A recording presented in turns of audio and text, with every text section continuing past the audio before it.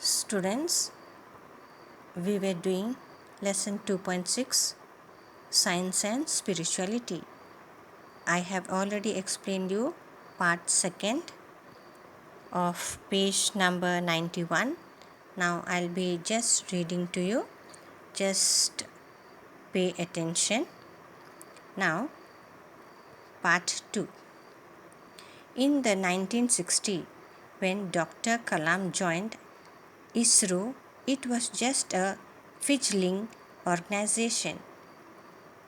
His interaction with the great scientist Professor Vikram Sarabhai and the Reverend Peter Bernard Pepria shaped his thought and religion. It was here that he learned about the true meaning of religious service. Professor Sarabhai and his team had selected a site in Thamba, Kerala to set up their space research facility. It was an ideal site due to its proximity to the magnetic equator.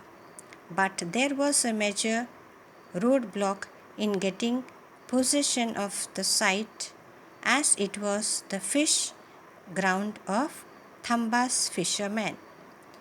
Moreover, it had an old church of Saint Mary Magdalene or Magdalene, a bishop's house and a school, which was under the administration of the church.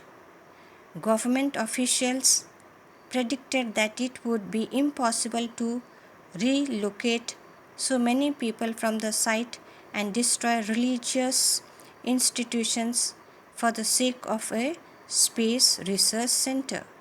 But upon Dr. Sarabhai's persistent, it was suggested that they approach the only person who could help them in this situation, Father Pereira, the then bishop of the region.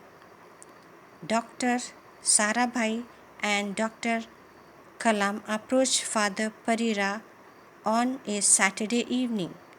The Reverend said, "Oh, Vikram, you are asking me for my child's abode, for my abode, and for God's abode? How is it possible?" Father Pereira then invited the party to visit the church on a Sunday morning. Dr. Sarabhai, his team, and the forever inquisitive, disciplined Dr. Kalam took up the offer. At church the next Sunday, the Reverend invited Dr. Sarabhai up to the dais, offered the prayer service. Turning to everyone present, he said, "Dear children, here is a scientist, Dr. Vikram Sarabhai.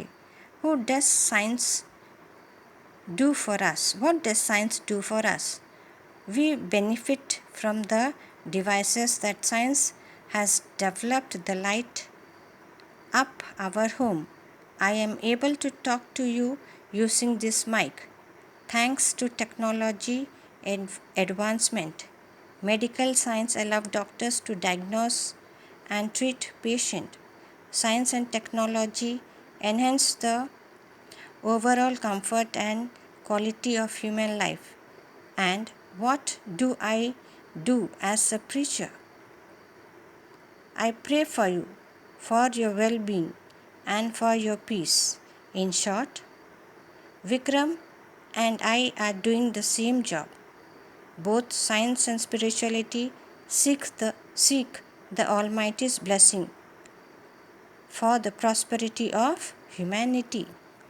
Next page. Page number that is 92. 2. Mind and body.